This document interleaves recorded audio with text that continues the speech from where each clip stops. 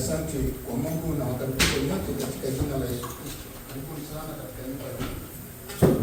Tuweze kushiriki pamoja leo.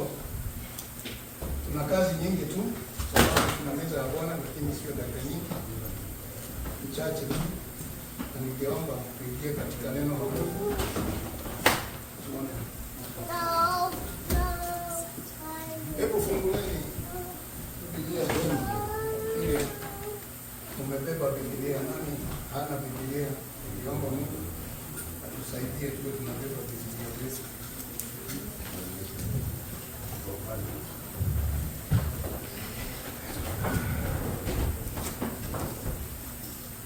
Fungua Biblia yako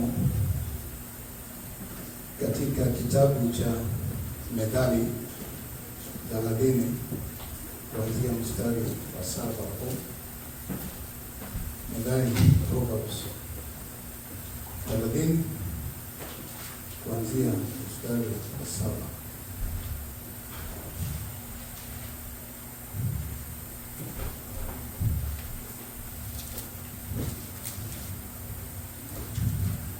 Neno la Mungu siku ya leo, ningeomba uelewe ujumbe huu na umisikize vizuri sana siku ya leo, kwa sababu naona Roho wa Mungu atuelekeza kwenye mafunzo na jinsi tunavyotakiwa kuishi. Katika mstari huo wa 7, tutasoma wa 7 mpaka wa 9.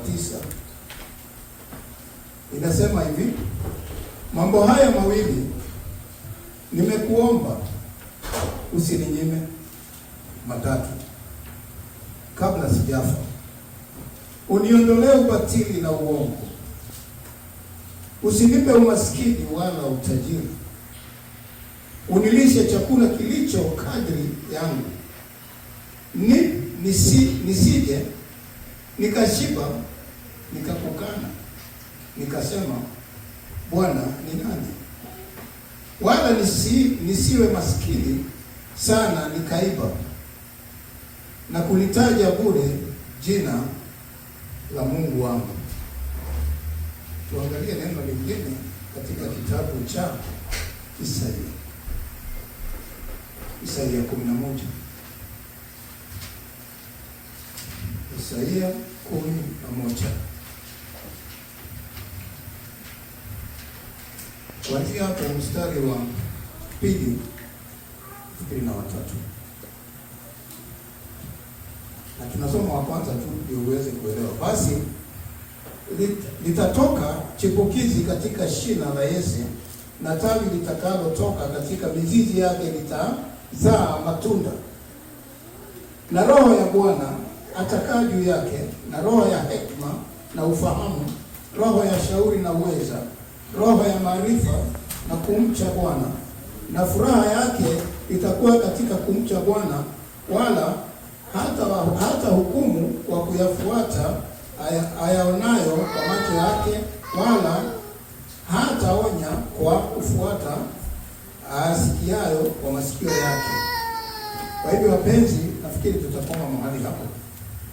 Na tukisoma mstari wa 4 hapo, bali kwa haki atawahukumu maskini. Nataka tuifike mahali hapo katika mstari wa 4, bali kwa haki atawahukumu maskini. Baba, katika jina la Yesu, asante kwa neno lako siku ya leo. Naomba Roho wako Baba akatufunza kilicho katika siri ya Mungu wetu, ili tukaweza kukujua zaidi na kuweza kuishi kadri ya mapenzi yako, ili Baba neno lako likaweza kutimia katika maisha yetu na tukawa wakamilifu mbele zako. Na ni katika jina la Yesu naomba na kuamini. Amina. Hilo ndilo neno la Mungu ambalo tutaangazia siku ya leo. Ni neno rahisi tu, wengi mumewahi kulisoma, wengi mumelisikia, wengi mumelipitia, wengi muliona hata pengine halina maana, mlipita tu. Lakini jambo ambalo nataka kuongea juu yake ni juu ya jihadhari na ufukara, ujihadhari na umaskini. Be aware of poverty. Ujihadhari na umaskini. Kwa sababu umesikia Bwana anasema hapo mstari wa 4, umaskini utahukumiwa.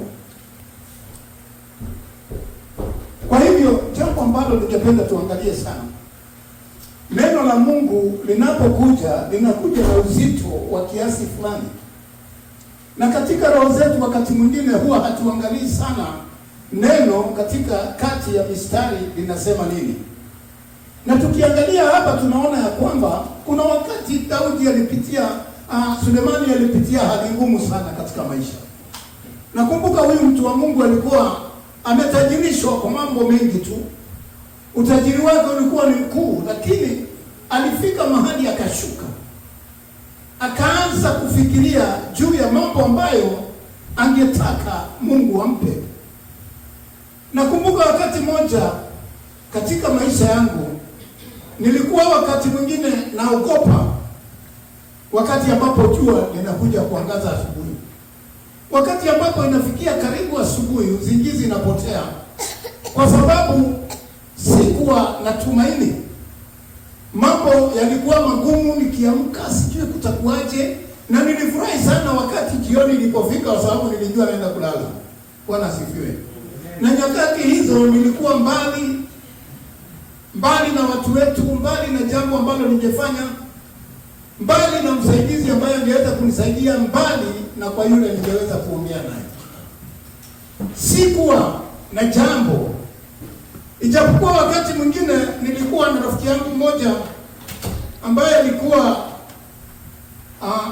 mchungaji ama padri wa kanisa la Katoliki ambaye aliitwa John Besson kutoka German. Alikuwa anahusika katika kanisa nililokuwa naenda. Na akawa kila wakati nikiwa katika hali hiyo ya mafikra, alikuja na kuweza kunipa moyo. Ananiambia usijali, siku moja Bwana atakukumbuka. Na baadaye kweli alijaribu kila jambo huyu, sababu niliporejea huku yeye alikuwa wa kwanza akiwa Ujerumani aliporudi kwao. Akaandika barua kwa diocese ya Kenya ya Catholic ya kwamba nichukuliwe nipelekwe shule niwe brother ama niwe padri katika Catholic. Naambia mambo ya miaka ya 80 tu. Na nikaanza kuona kumbe kuna mtu anaweza kukukumbuka.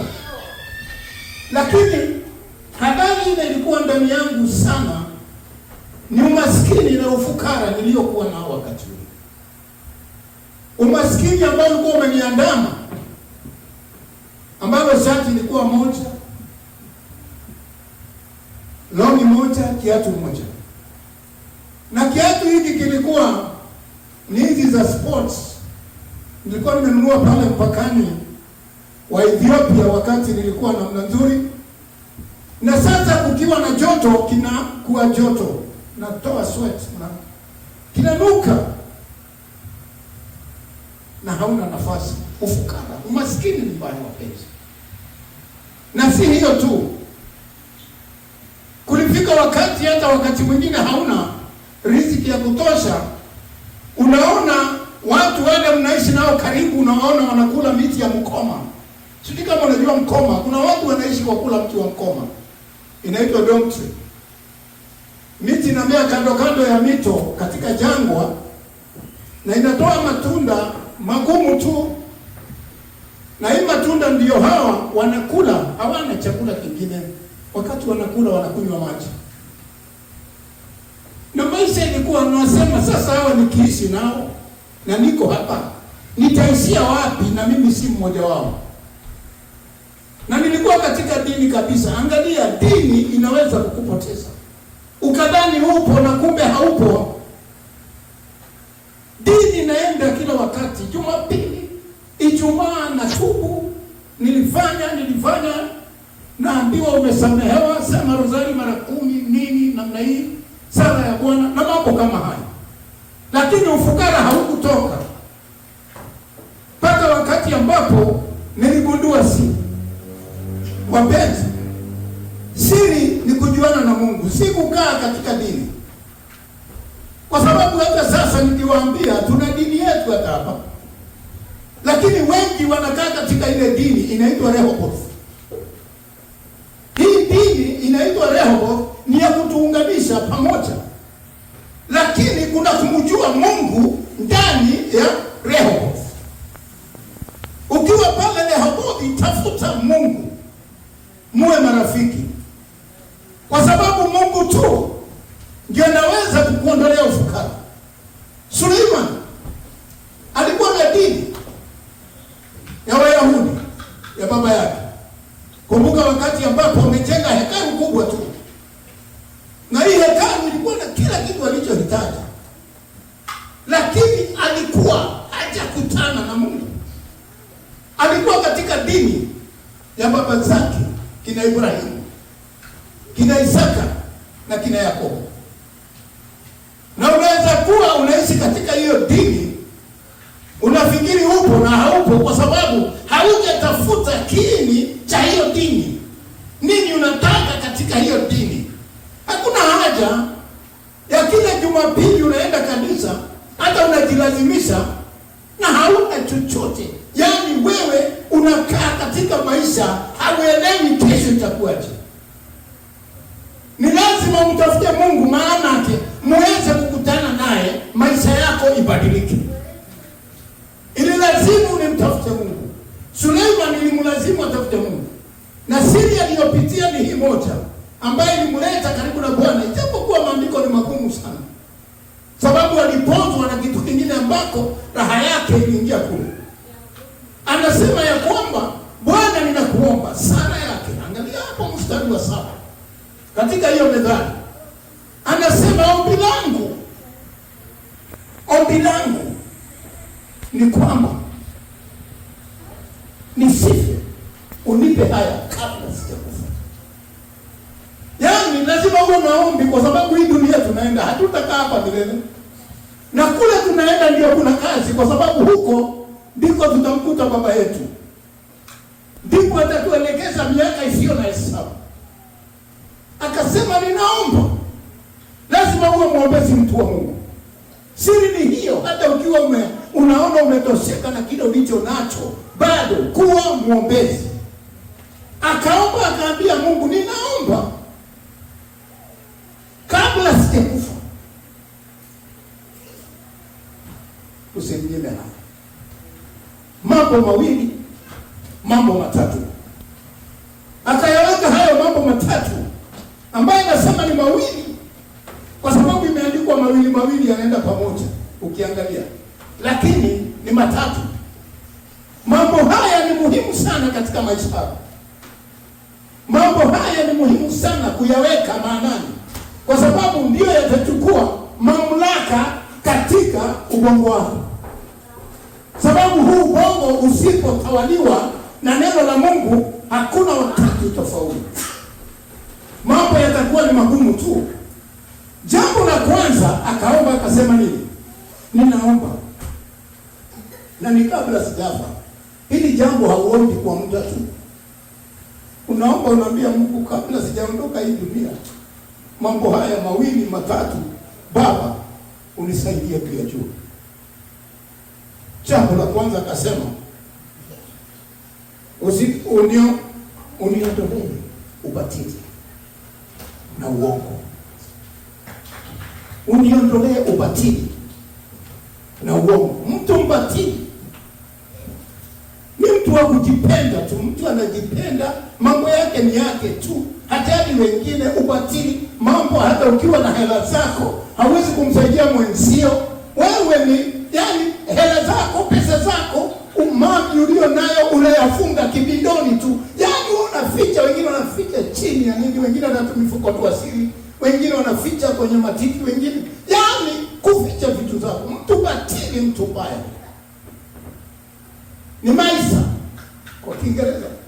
Mtu ambaye hawezi toa birika mkono yake, kila wakati birika, kila wakati kilio. Hakuna wakati akiwa naye analia, akiwa hana analia. Hata ujui wakati gani unaweza kumwambia kujua huyu mtu analia. Kwa hivyo inaonyesha Sulemani kuna wakati fulani alikuwa anaona anakataa kuachilia vitu vingine kwa watu. Ndio maana naomba aondolewe ubatili, na alikuwa tena anatoa urongo, mtu muongo tu. Na unaona alikuwa tajiri. Hata tajiri huwa waongo. Hata tajiri, ijapokuwa maskini huwa na uongo mwingi wakati wanakopa. Sijui kama kama hujawahi kuwa maskini kabisa ile proper au na kitu nyumbani. Unakuwa na uongo na uongo. Leo hii kesho inaweza kurudia mtu yule ulikopa jana. Na uongo mwingine tofauti. Mama amekufa. Nyumba nimefungiwa nini? Mambo mengi tu, mke wangu amelazwa hospitalini na yuko nyumbani anakusikia. Unakuwa muongo tu. Suleiman alikuwa muongo hata. Sababu hawezi ongea juu ya uongo kama yeye si muongo. Nakumbuka alikuwa na wake ngapi? Nani anajua? Wake wa kuoa na kondoo na mbuzi alikuwa na 700. Na wake wa kuokota weka ni ngapi? 3. Wote wanawake 1,000. Naomba Mungu kwa wale waume waliandikwa kazi kule. Sijui alikuwa namna gani. Bwana asifiwe. Halo.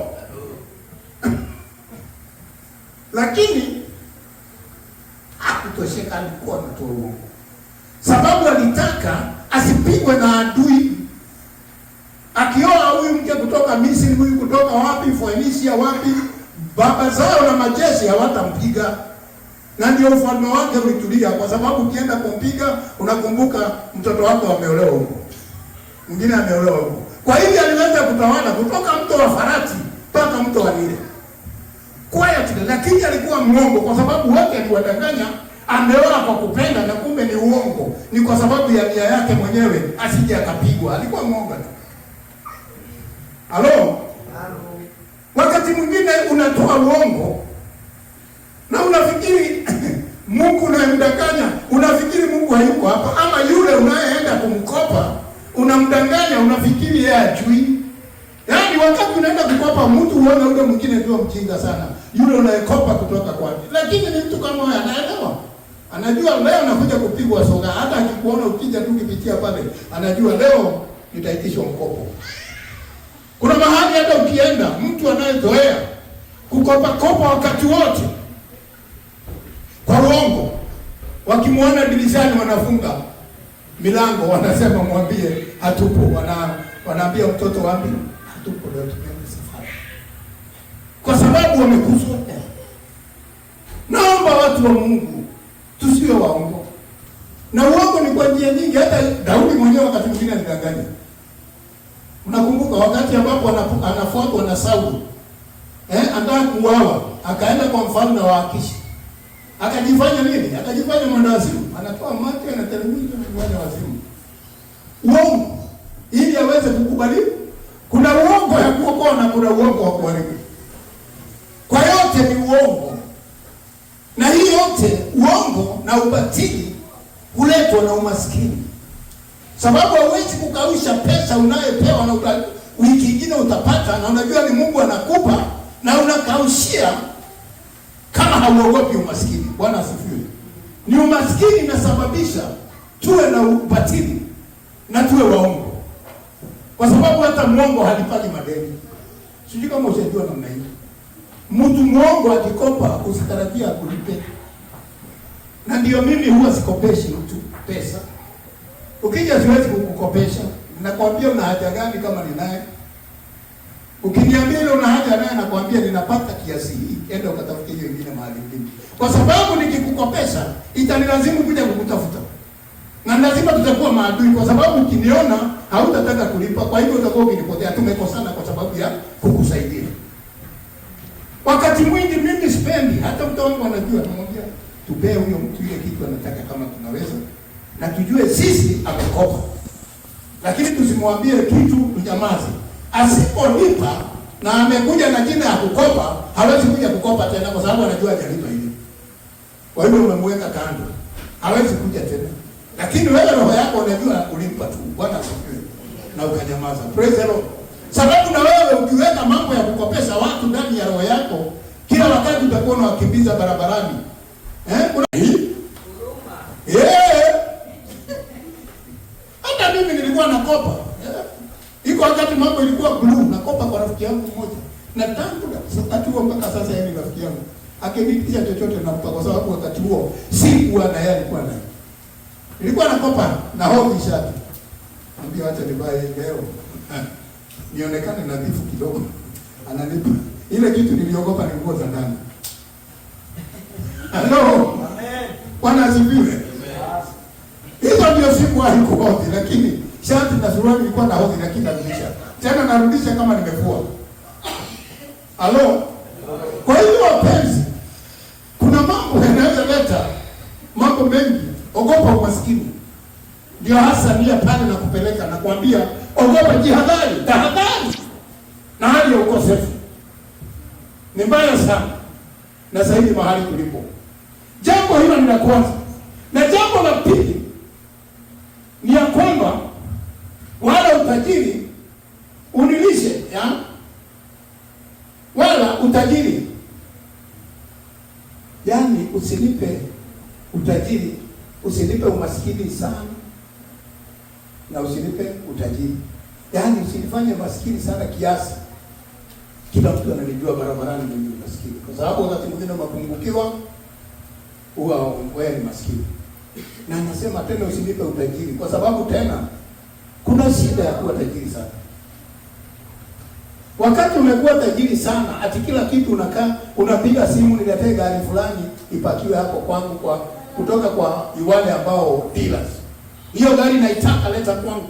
Wanaleta hata waulizi, nguo zinaandikwa jina lako zikitoka kule kwenye zinatengenezewa. Tulikuwa na mtu mmoja kwetu Kenya alikuwa anaitwa Sir the Duke of Yorkshire. Tulikuwa tunamuita Duke of Yorkshire. Sitaji jina lake hapa. Nguo yake mstari huu wa koti malaini zake zilikuwa zote za laini. Ilikuwa imeandikwa jina lake NC kutoka factory. Maji alikuwa anakunywa kutoka London. Hawezi kunywa maji ya Kenya. Kenya hangekunywa maji. Na hangeoa mwanamke Mwafrika. Hangeoa mwanamke Mkikuyu ama Mwafrika sura nyeusi. Na hangepanda ndege kama the pilot ni mtu mweusi. Na alikuwa ni attorney general katika serikali ya Kenya. Nguo yake ilikuwa NC Charles George. Ina kama nini? Aliona watu wote ni wapumbavu, lakini sasa yuko chini. Amezikwa. Mali alikuwa nani? Hata alioa mzungu. Lakini hawakuzaa mzungu. Sababu alikuwa mtu mweusi, walizaa chotara. Asifiwe. Halo? Bwana asifiwe. Sijui kama unanielewa anasema nini? Alidharau watu wake kwa utajiri. Na alisomea Afrika, the university kule Johannesburg, Pretoria. Na bado anadharau watu wake, na alizaliwa na Mwafrika. Unaona, utajiri saa nyingine itakupeleka mahali hata unabadilisha namna ya kutembea. Unaona mtu akitajirika, hata vijana akiwa na nguo nzuri nini, anakaa vizuri, amenunua kagari yake, anakisha anatokaga na upande. Unanielewa? Kiatu anaangalia kama imepigwa. Akiona mademu ndio anatoka sana. Unaona? Yaani hii ni utajiri ambayo imeanza kukuumiza, inaanza kukuletea shida. Sababu wewe hauelewi mahali ambapo imekutoka, imekupeleka kiwango kingine ambacho watu wameanza kukuondokea. Wakati kiburi kitaingia, watu watafanya nini? Wanakuondokea. Hata marafiki ambao wangekuambia mambo mazuri, unakuta hawawezi. Sababu tajiri anaogopewa.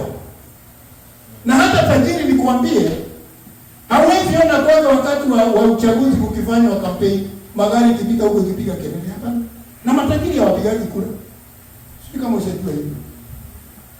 Tajiri wakati mnapigana hapa, mnapigana ni nani tutachagua ni nani? Hiyo ni kazi ya maskini.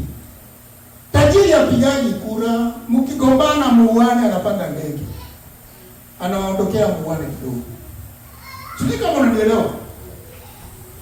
Na katika mitaa yao hauwezi ona gari za kampeni. Gari zinaenda kule, wananchi waiko wakipiga kelele, na vile wanajua siasa na vile wanaziendesha, na tayari wamepangwa. Sijui kama unaelewa.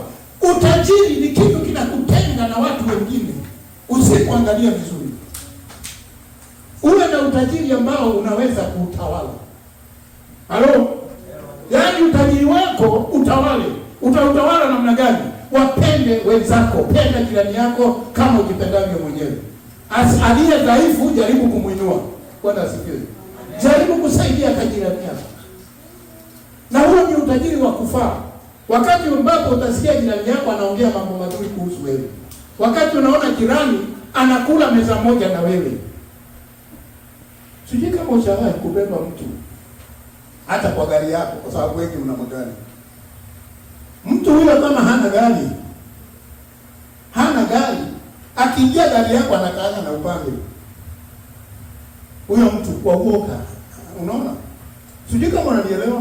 Anaingia gari, anakaa kwa upande. Anaogopa. Hata ukimwambia songa, unaona anataka kusukuma mlango wa gari asonge. Ni uoga, ni hali ya umaskini wa penzi. Na anaogopa utajiri wako. Kwa nini? Kwa sababu umeweka mpaka kati yako na yeye. Utajiri utawale. Tawala utajiri wako. Na ningekuomba shuka wakati wote.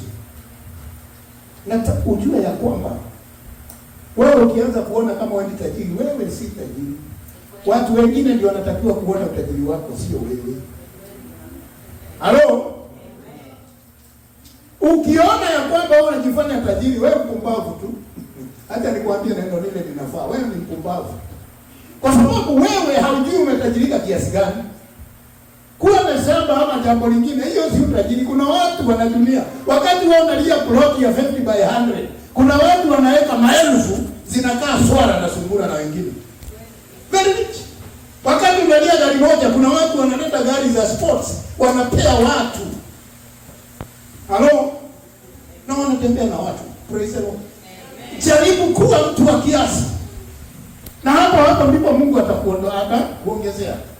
Wakati mwingi ukiwa na kitu utajiri upande huu, jaribu kutoa kwa upande mwingine kumkumbuka asiye. Bwana asifiwe. Kwa njia hiyo ndio unaweza kupigana na hali ya kugombana na umaskini. Wakati mwingine ukiwa na mali nyingi unasahau unaweza kuwa maskini ile time. Nyumba huungua, inaenda na title zako zote. Mke wako anaweza kasirika na wewe kama ni mwanaume ambaye sasa akienda nyumbani na unamwachiaga title zako, certificate kila siku unamwachia zote kwa nyumba, unaenda kazi na unaenda safari na unakuwa kitongo, unamwambiaga nina mali, utakuta amebeba zote ameenda nazo mabaki yao. Kuna njia nyingi za kuwa fukara na mtu mpumbavu. Kwa hivyo ni lazima uwe mtu wa kushuka, mtu wa kumpenda Mungu, mtu wa kuuliza Mungu, tafadhali usinipe utajiri zaidi ya kunifanya mjinga. Na usinifanye maskini tena niwe sipendeki. Bwana asifiwe. Kwa hivyo wapenzi, anasema vile vile ya nini? Na chakula unilishe. Chakula cha kutosha. Unilishe chakula cha kutosha kilicho kadiri yangu. Chakula usile kwa sababu umekiona. Najua zamani, na si zamani sana, zamani tu kwa sababu ni zamani yangu. Tukiwa mateenager, tulikuwa hatupiki sana kule na mtaani. Na tukijua kwa jirani iko kitu, tulikuwa naenda tunapoteza hapo na mastori. Tunaleta mastori ya sinema. Waliona sinema hii ya Kihindi, waliona hii, walifanya hivi. Zaidi tunaongea stories za mademu, majirani huko. Vijana, nasema mambo ya vijana. Lakini hasa hii akili yote unatoa ni kwa sababu unangoja harufu ya ugali unasikia huko jikoni. Sababu kwa wako moja kuna kitu. Amen. Halo. Unatoa story na sijui zinatoka wapi, sijui kama mtaniambia vijana. Hadithi zinatoka wapi? Unatoa kama mtu anakula bairungi. Sijui kama mshakula bairungi. Mtu akikula bairungi huwa hadithi zinatoka, wanaweza kaa nje mpaka asubuhi. Bairungi na chewing gum na soda. Na waeleza mambo nimepitia kupandisha handas kule bondeni. Mambo haya ni hadithi na ni kitu unangojea, kwa sababu ukisha kula tunaambia samahani, nilikuwa na mahali nataka kwenda, na tayari umeshiba. Unaenda. Kwa hivyo uwe mtu wa kadiri. Chakula usikule tu. Yaani tena kuna watu hula kama kujiua. Nimewahi kuona mtu anakula hashibi. Na si mnono. Halo, hana mwili. Lakini nikuambie, anawekelea kisahani chini na anarudia. Wakati mwingine sijui ni nini, sijui kama mimi nafikiria unajua hata mtu urogo akule sana. Sijui kama mnajua kuna vitu tunaita majini. Katika Wakristo tunawaita telefoni. Hawa majini ni wale malaika walioasi. Na wale malaika wa upande wa Mungu ni watu wa kiasi. Lakini hawa malaika walioasi huwa tukiwakaribisha wanaingia ndani yetu. Na wanaingia na tamaa. Kwa hivyo ukipatikana na jini moja ile ambaye ni ya kula, hauwezi shiba. Na haujui. Kuna jini ya ulevi. Niwaambie hiyo kwa urahisi, jini ya ulevi. Jini ya ulevi unaingia kilabu unakunywa tangu asubuhi mpaka jioni, watu wanakukuta ukinywa na utosheki. Wewe ni kwenda choo hapo kumwaga kurudi. Na ushindi. Unafika mahali unalewa, inakuisha ulevi, unakaa kama mpumbavu na hautoki. Hiyo ni jini. Na jini ya chakula. Na hiyo jini ya chakula ikikupata mpenzi, wewe utakuwa omba katika kijiji yenu. Sababu chakula katika nyumba yako haiwezi kutulia. Kuna watu wanaweza ingia kwa duka mara moja, huruma nini namna hiyo, ajaze vitu kwa fridge, lakini 2 days hakuna. Sijui kama mnanielewa nasema nini. Alinunua ice cream, akanunua nini, akasema hizi zinabamba wiki mbili kabla nipate hiyo chipete kingine. Akienda kuosha vitu yuko kwa ice cream. Akitoka kuosha yuko kwa chakula. Yaani kazi yake anaimba tu hapa kwetu kuna furaha, anauma siku mbili kuna vitu. Nyama anakaanga, ingine anachemsha, ingine kuzunguka naye kwa nyumba, anaimba na atoki nyumbani wakati huo. Wakati friji iko kuna joto fulani, mtu atokaji sana. Halo? Mambo haya ndio lazima ujiulize kama umepitia mambo kama hayo. Yesu hakuja kutufunza mambo kama ile, alikuja kutufunza adabu.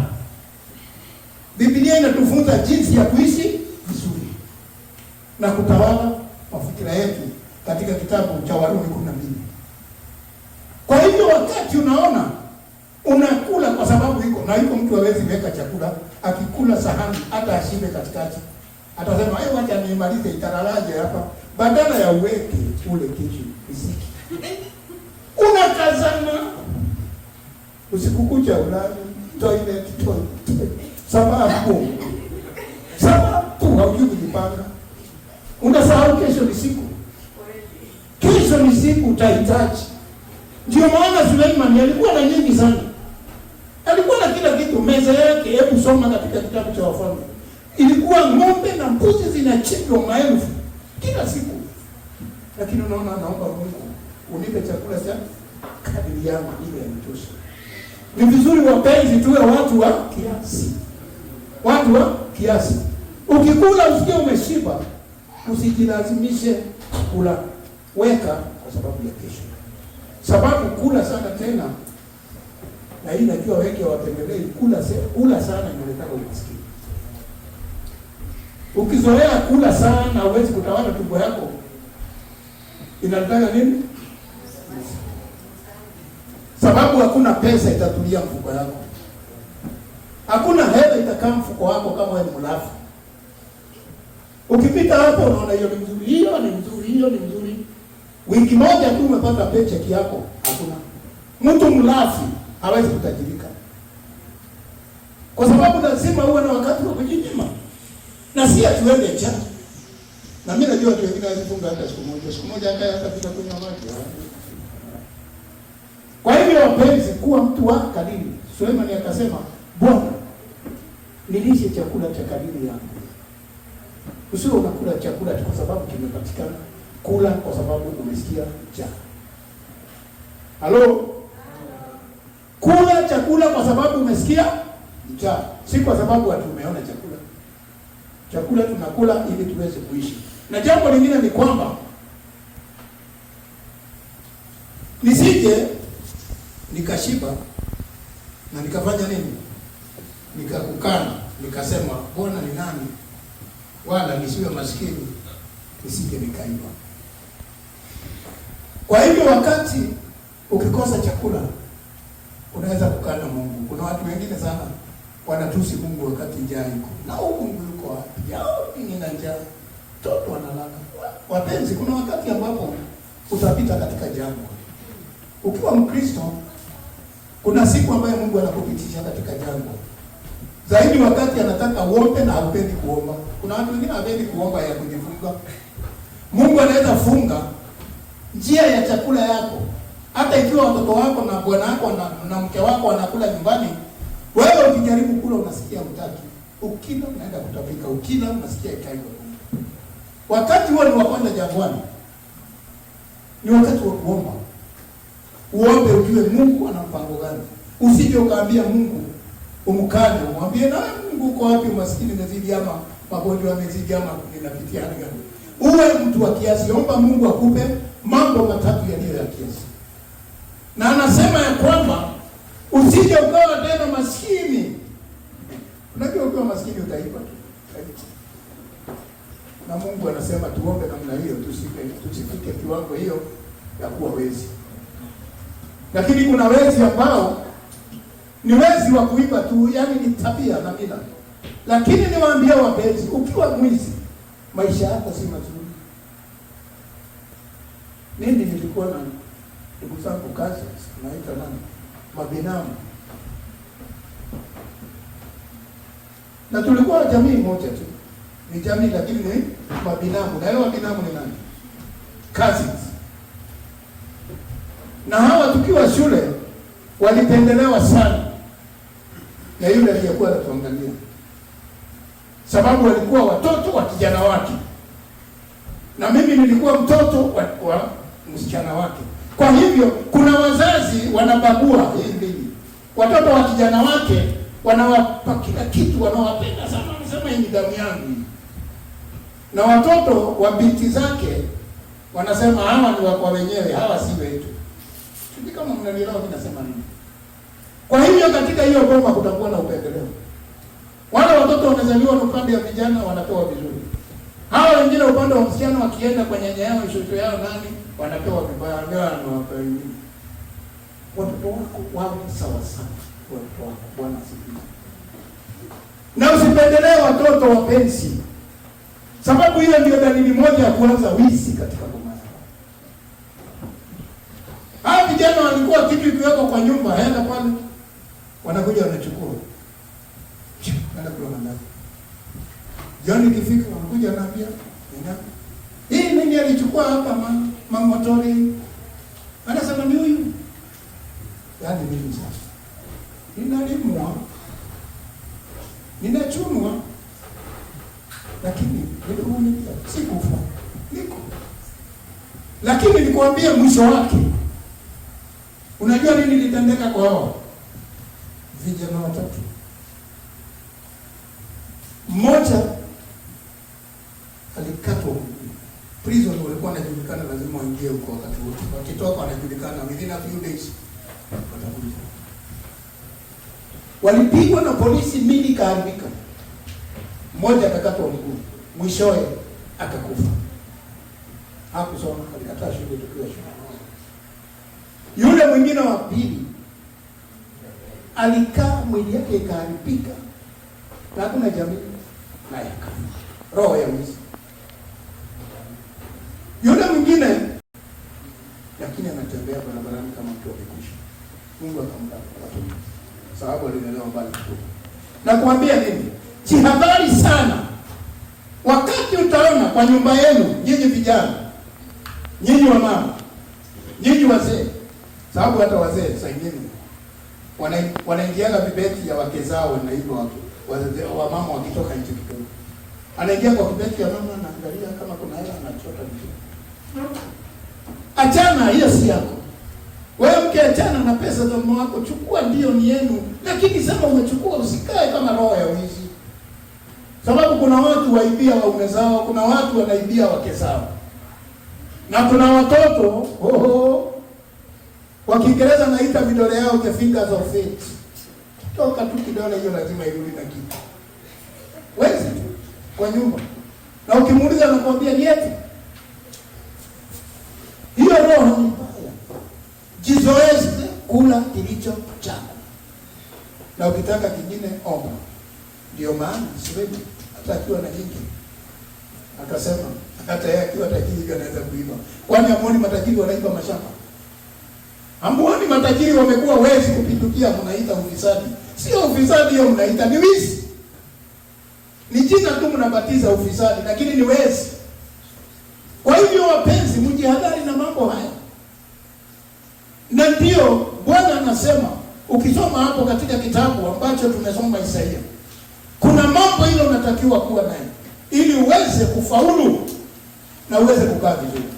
Jiepushe sana na mambo haya tumeongea juu yake.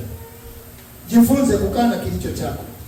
Bwana anasema katika Isaia, mambo haya ambayo ni 10 inatakiwa uwe nayo. Na kama hauna, leo nakukumbusha. Nambari 1, uwe na roho ya Bwana juu yako. Wakati utakuwa na roho ya Bwana juu yako, yaani kila wakati ujue Mungu yuko nawe na kila mahali. Kila mahali huko, hata kama ni wapi, hata kama ni usiku na mchana, unajua Mungu anakuona kwa sababu Mungu ni roho. Hiyo itakusaidia usije ukafanya kitu kilicho kinyume na mambo yale Mungu alikuambia. Na hiyo itakusaidia sana uepuke na umaskini. Sababu wakati wote roho wa Mungu yuko juu yako, umaskini haiwezi kukukaribia. Sijui kama unanielewa. Roho wa umaskini na chini hawezi kukaribia wewe. Kwa sababu anaogopa roho wa Mungu.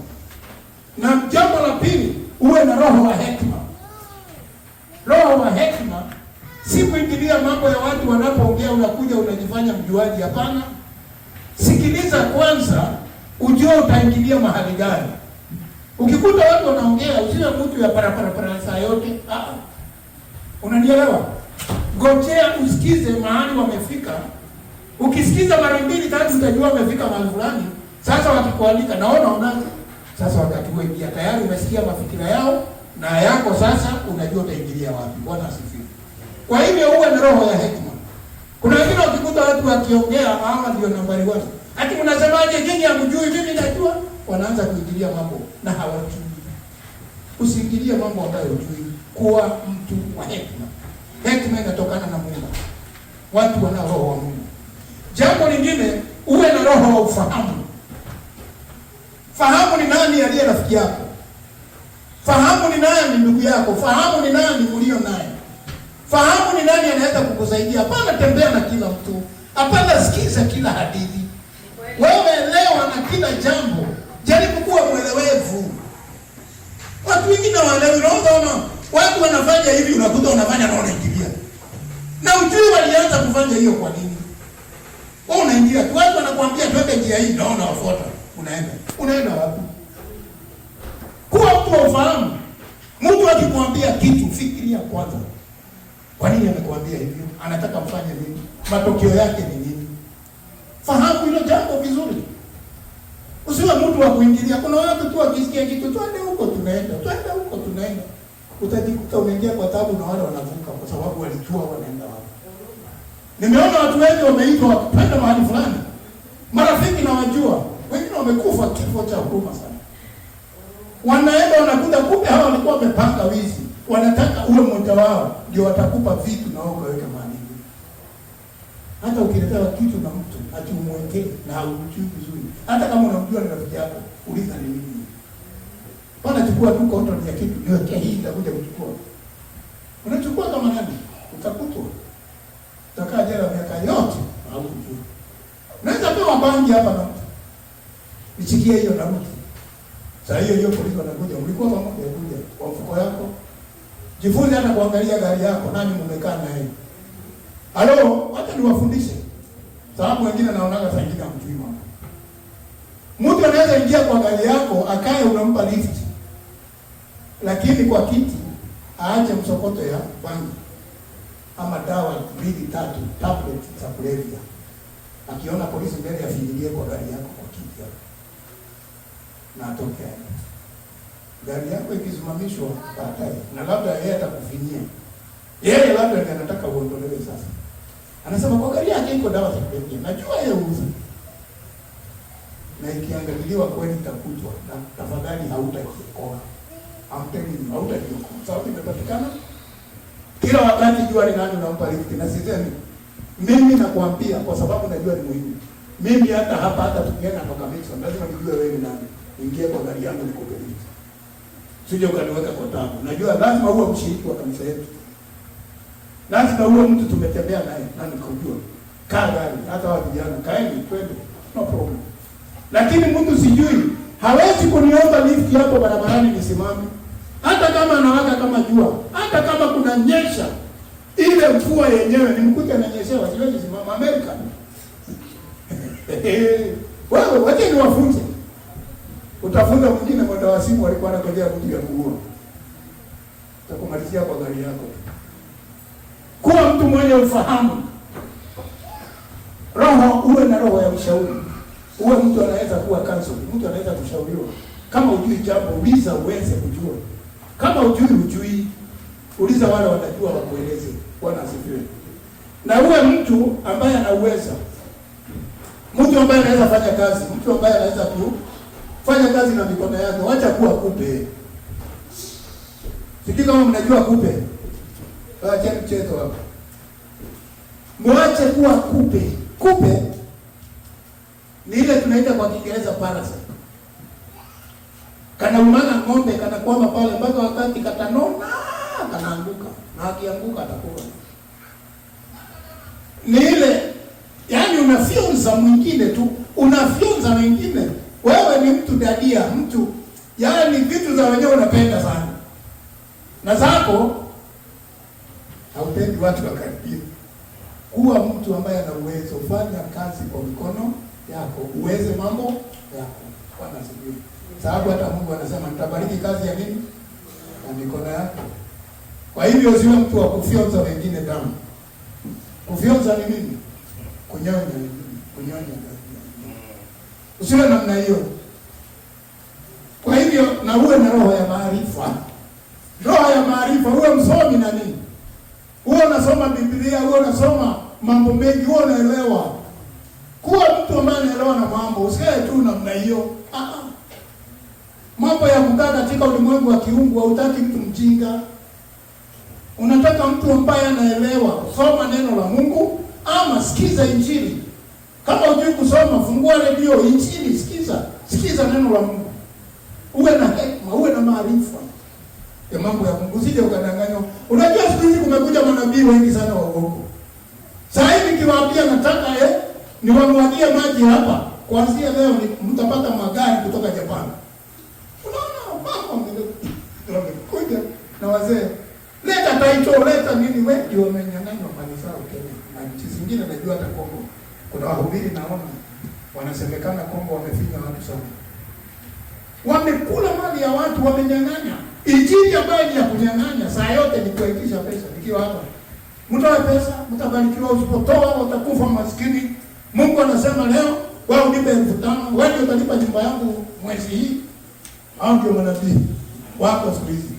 Na anakuambia nao watu sijui wanafungwa na ile majini. Anakubali, fanya kama neno la Mungu linavyosema. Fungu lako la 10. Hii kitabu cha Mungu kilibi. Na mambo mengine wachana naye.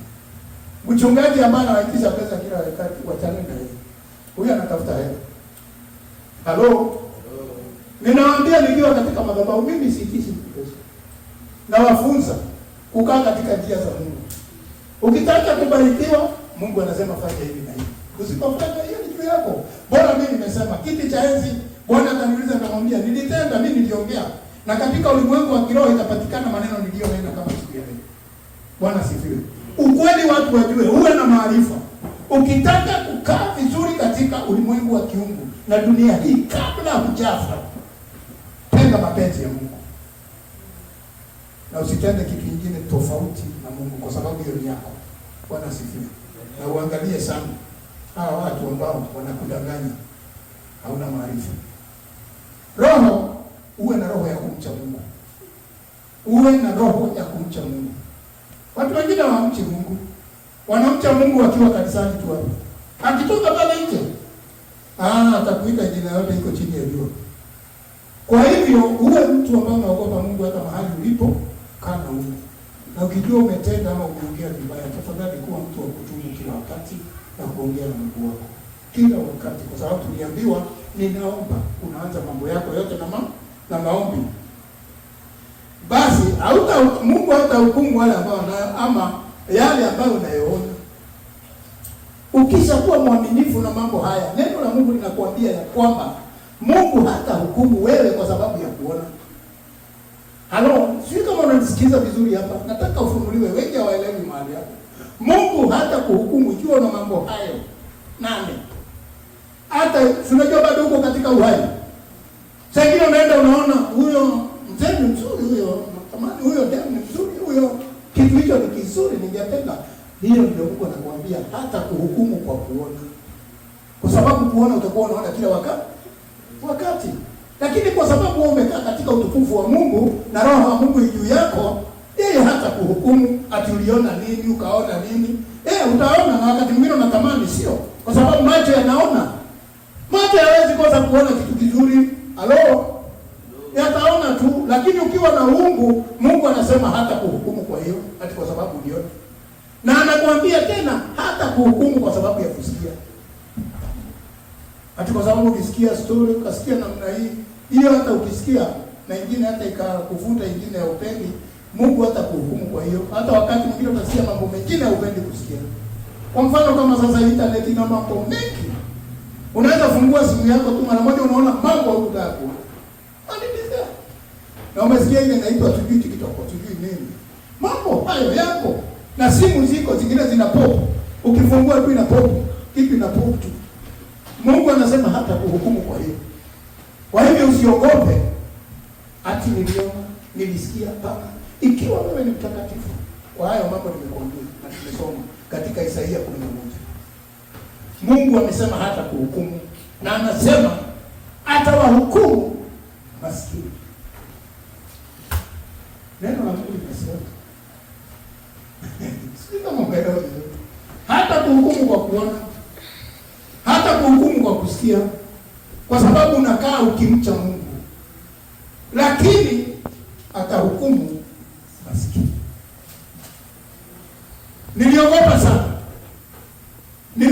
niliposoma neno la Mungu likaanza kunifunulia mambo mengi miaka hiyo.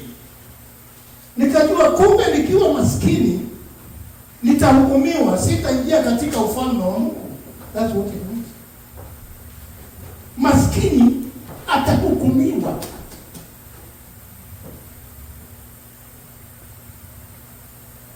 Halo? Sio kama mnaelewa? Yes. Nitahukumu. Kwa hivyo wapenzi, ni vizuri utembee na Mungu kila wakati. Kwa sababu Mungu, huwezi kupenda Mungu na uwe maskini. Sababu Mungu ndiye tajiri ya kila kitu. Mungu ndiye ana kila kitu. Na wakati utampenda Mungu, unaondoka katika hukumu. Unaondoka katika roho ya kufinyangwa, roho ya kuchukiwa, roho ya kudharauliwa, kwa sababu Mungu yuko pamoja nawe. Kwa hivyo wapenzi, tuwe watu wenye uweza, watu wenye kutenda kazi, watu wenye kusimama vizuri, watu wanaoogopa Mungu. Simameni tuombe.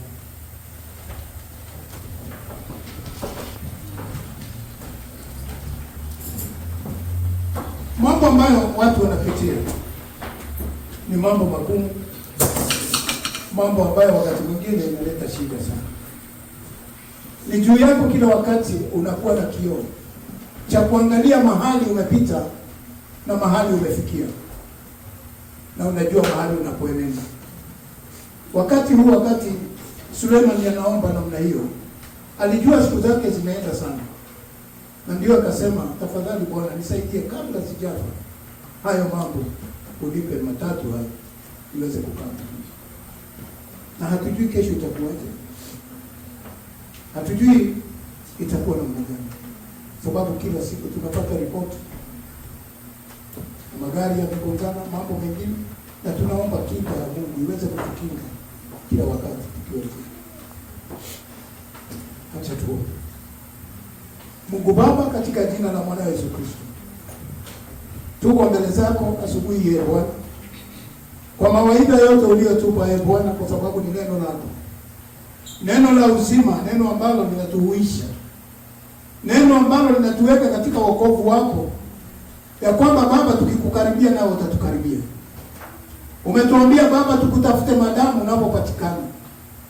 Ndiposa nyakati hizi Baba ndipo tunakutafuta kwa bidii.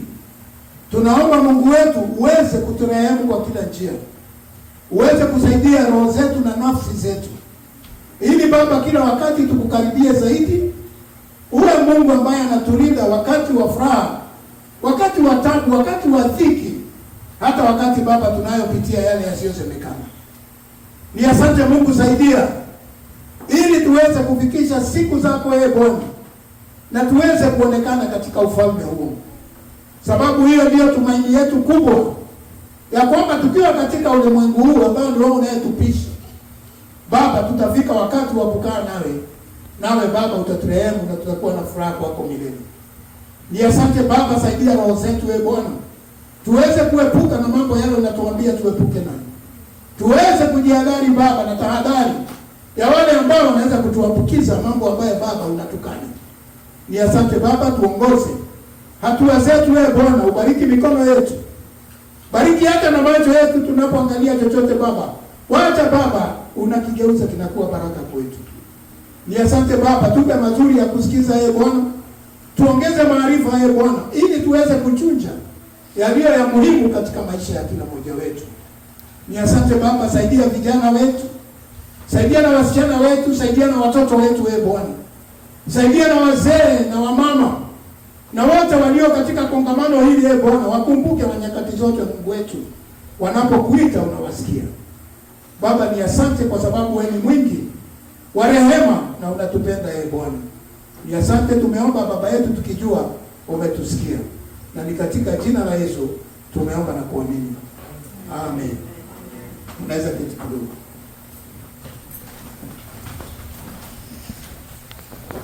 Wapenzi, ni vizuri angalia neno tu katika kitabu cha Isaia cha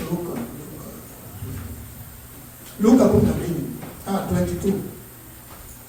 Injili ya Luka 22.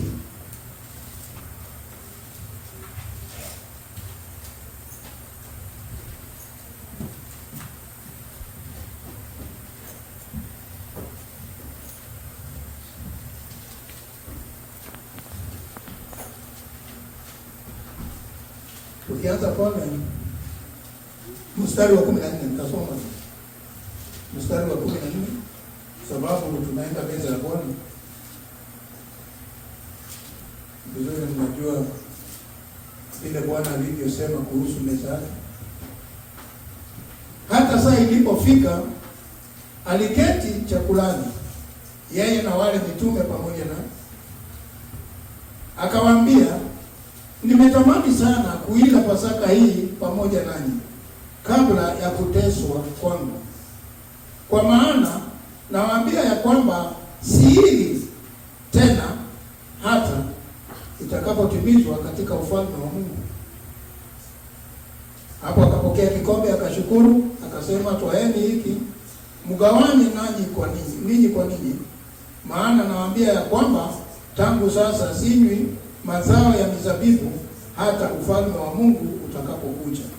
Akatoa mkate, akaushukuru, akaumega, akawapa akisema, huu ndio mwili wangu unaotolewa kwa ajili yenu, fanyeni hivi kwa ukumbusho wangu.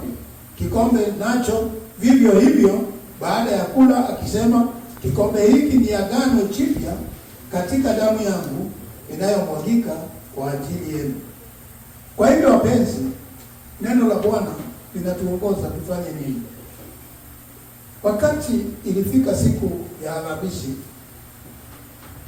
Ndipo aliwaambia, kwa sababu walikuwa wanaenda Ijumaa kesho yake. Siku ya Alhamisi jioni ndio Yesu alikaa pamoja na wafuasi wake wote, na wakawa hawangeamini, sababu hawangeamini ya kwamba Yesu ataenda kusulubiwa na miujiza aliyokuwa akitenda na mambo aliyotenda, na yeye ni mwana wa Mungu. Lakini ilikuwa ni lazima asulubiwe ili tuweze kupatikana. Na ndipo anasema ya kwamba ati sasa hii chakula ya jioni sitaweza kula nanyi tena mpaka wakati itadhihirishwa kule katika kule kwa Baba. Na akasema vile vile mazao ya mizabibu hatanywa pamoja nanyi tena. Kwa sababu gani? Kwa sababu hatakuwa na mwili. Wakati unapotoka, wakati hauna mwili, hauwezi kula, kwa sababu roho hali. Bwana asifiwe. Na ndio maana aliwaambia, kwa sababu atakapoondoka aende sasa, ataenda katika nini? Katika ulimwengu wa roho. Bwana asifiwe.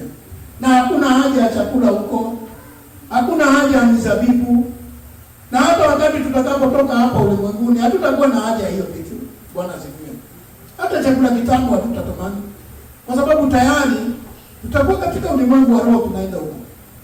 Na huko hakuna kitu tunakula, huko hakuna kula, hakuna sapa, hakuna lunch, hakuna nini. Na ndio Yesu alikuwa anawaambia mambo ya chakula hiki, kula pamoja nani katika ushirika, ni wakati wa mwisho wake, kwa sababu hatakuwa pamoja. Lakini akasema kitadhihirishwa wakati atakapofika ulimwenguni kwa Baba.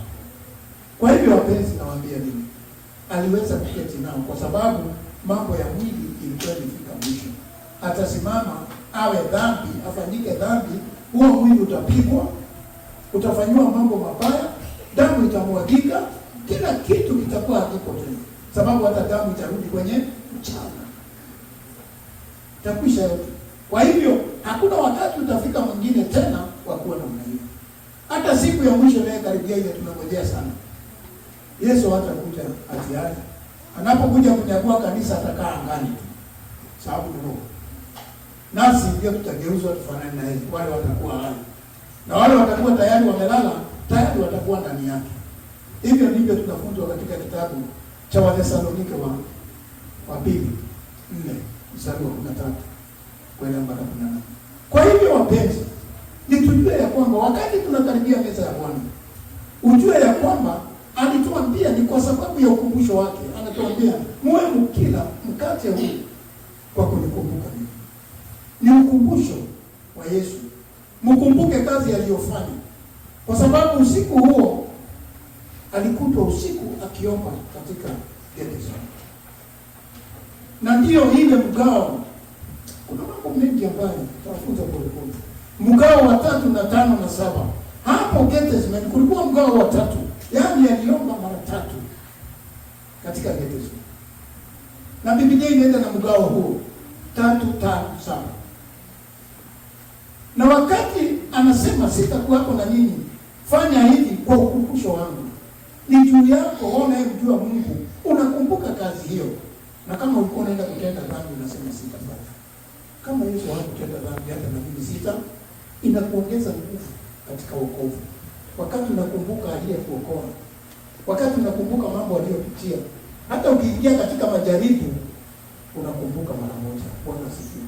Na ukikumbuka uwezi ingia kwa hiyo mtego, sababu unakumbushwa kazi Yesu aliyofanya.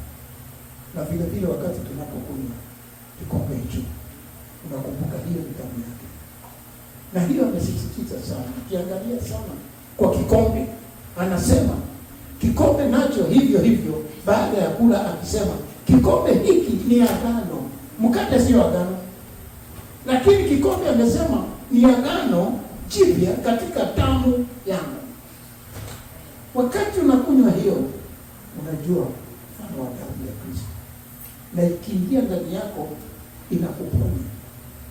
Damu ya Bwana ikiingia ndani yako, unanielewa, inakuponya. Ni agano. Aliagana nini? Nitawaponya ninyi wenu, nitawaweka salama. Na kwa hivyo wakati anatuambia ni damu ya agano jipya, ujue ya kwamba ukinywa hiyo kikombe, kama una mahali unaumwa, kama una nini, imani yako inapanda juu, unasema hii damu ya Kristo ninaini. Kama kuna kitu kilikufunga kinafunguliwa wakati huu. Kama kuna shida unapitia inaondolewa na hiyo damu ya wokovu, sababu ni damu ya agano. Mungu ameagana nini na wewe? Utaishi maisha mazuri, utakaa vizuri, atakuondolea magonjwa, atakuondolea umaskini, atakuondolea shida za kila namna. Kwa hivyo wakati unakunywa hiyo damu ya Yesu, unajua tayari inaenda kusafisha na inaingiana na yako. Ikiingia kwa damu yako katika system, inasafisha hiyo system, unakuwa umepona na unakuwa na uhai pia, unafufuliwa upya katika Kristo. Hiyo ndio maana kuna meza ya Bwana. Mkate unatuweka uzima, na umeona tofauti mkate mule, mkate huu kwa ukumbusho wangu, lakini damu ni agano. Kwa hivyo mkate tunapokula ni chakula cha mwili. Ndio maana anasema katika Yohana 6 mstari wa 40, mkate huu mkiula utaona njaa tena, kwa sababu ni mwili unaoona njaa. Kwa hivyo tunakula mkate kila wakati ili tuishi, kwa sababu mwili wetu umekuwa hekalu la Mungu, na ikiwa hekalu ya Mungu lazima ile iweze kuishi. Bwana asifiwe. Lakini kwa damu ujue ni agano jipya, agano ambalo lina uponyaji, kuinuliwa na kutukuzwa katika Kristo. Kwa hivyo ningeomba Pastor nadhani ningemsaidia hapa ili tuweze kukaribia meza ya Bwana. Kwa wale ambao wanamjua Bwana, kwa wale ambao wana jambo hilo nataka liwe mbele ya Bwana, jambo hilo unatamani kabisa katika maisha yako, ni wakati huu, kwa sababu meza ya Bwana kila unayakumbusha Mungu agano ulioagana naye wakati uliokoka. Uliambia Mungu nini? Uliambia Mungu unataka maisha mazuri, unataka kuishi vizuri, unataka uwe mtu wa maana nyakati zote. Karibuni.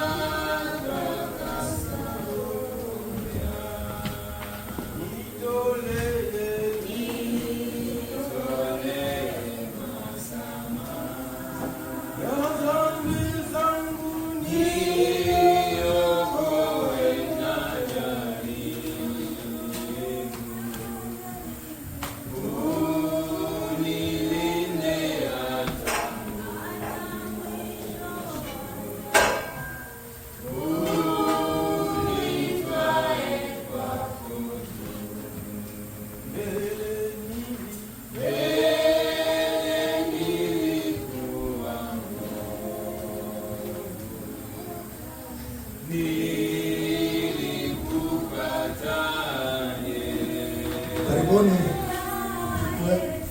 Kwa hakika sikujua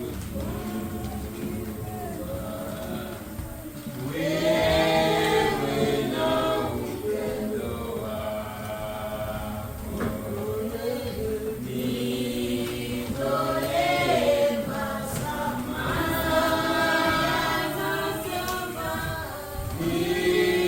niokoe na jamii.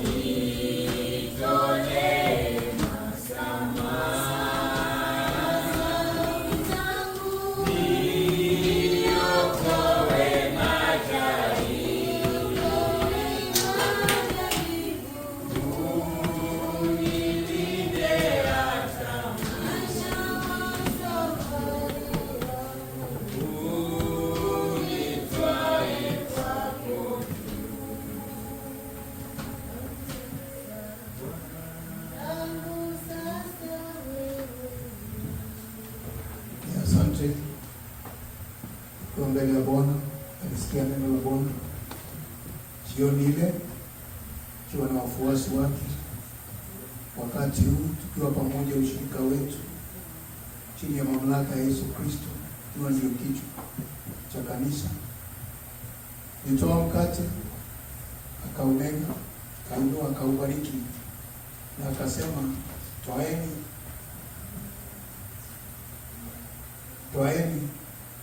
mule huu, maana ni mwili wangu. Fanyeni hivyo kwa ukumbusho wangu.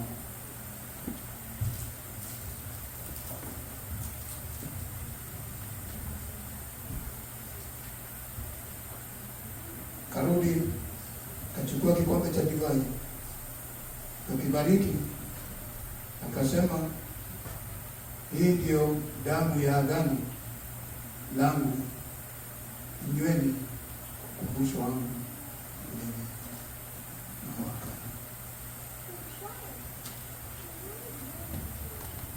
Sasa kumwambia Bwana, uombe mbele ya Bwana, Bwana akubariki.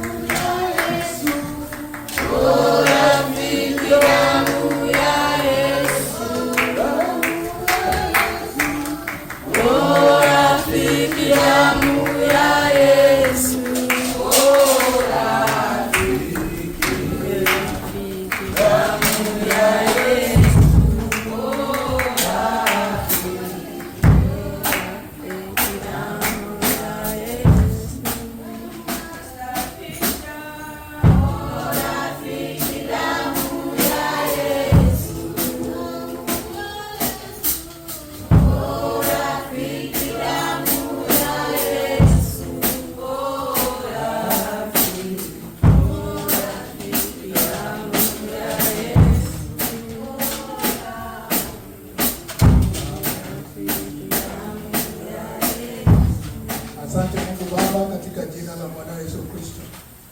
Ni asante Baba, tumekuwa na siku njema. Bwana, umekuwa pamoja nasi. Tumeona Mungu wetu kutubariki, ukituinua kiwango kipya. Hata Baba tukaweza kukaribia meza yako Bwana, na ukawa pamoja nasi Mungu wetu, tukaweza kula mkate wa uzima Bwana, ili tukaweza kuishi. Baba, tunaomba wacha huo mkate ukatenda kazi katika miili yetu, ili Baba tukaweza kukubalika kama hekalu iliyo hai mbele zako Bwana, uweze kuishi ndani yetu Baba siku zote tulizo katika uhai.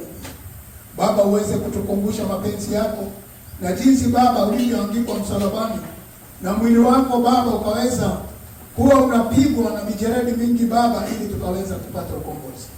Ni asante Baba kwa hiyo mijeredi uliyopigwa Bwana.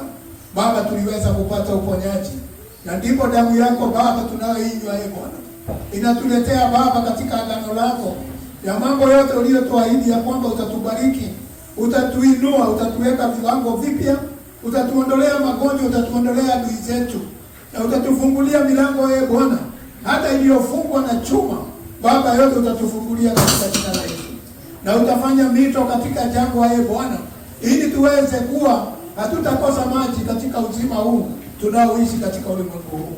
Na Baba, ndiposa tutakubalika hata kupatikana katika milki ya kiungu katika uzima wa milele. Ni asante Mungu, tunaomba waje katenda kazi ndani yetu. Wacha wanaopitia mambo ya magonjwa wakaponywa, wacha wanaopitia uchungu wakaweza kuondolewa Bwana. Wacha Baba ambao Baba wamekutamani kwa wakati mwingi Baba ukaweza kukutana na mahitaji yao. Ni asante Baba, tunashukuru tukijua tayari umetenda na umetutendea muujiza Bwana, na damu yako ni jipya kila wakati, kwa sababu umetuambia ni agano la damu yako ya agano jipya. Baba, ni asante, tumelipokea nasi Baba tuwasima katika Kristo Yesu, na ni katika jina la Yesu Kristo tumeomba na kuamini. Amen. Amen. And may the grace of our Lord Jesus Christ and the love of God and the fellowship of the Holy Spirit be with us now and forevermore. Amen.